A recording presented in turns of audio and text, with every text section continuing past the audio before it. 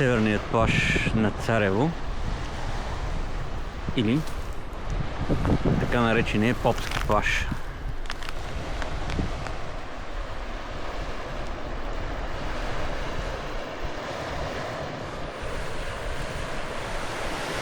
Ползалес.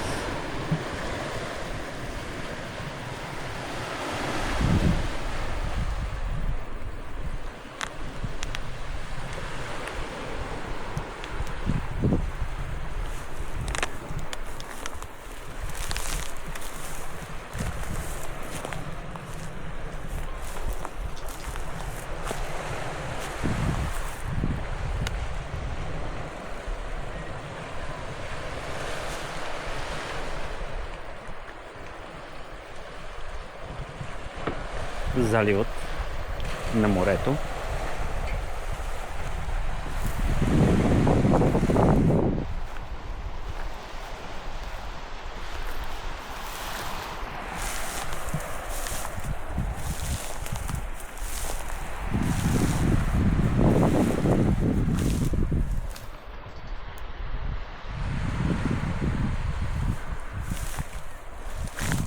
На отсрещният бряг на залива се издига комплексът на призраците, построен от руски мафиоти и останал като паметник на безобразията на мафията в България.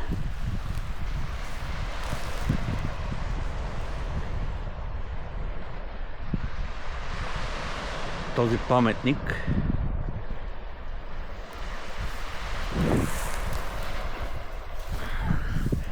е опасен, тъй като е оставен на саморазрушение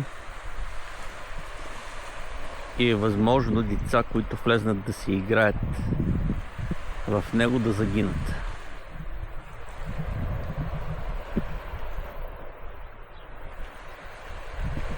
Както обикновено се случва в България, а за това безобразие няма нито един държавен служител осъден и влезнал в затвора. А трябва да има поне 10 с доживотни присъди за такива безобразия. В момента, ако си опъните палатка някъде, могат да ви глобят 1000 евро за палатка.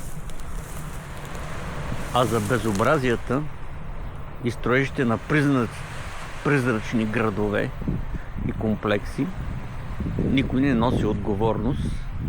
Руските мафиоти се екстрадират от България и никой за нищо не е глобен.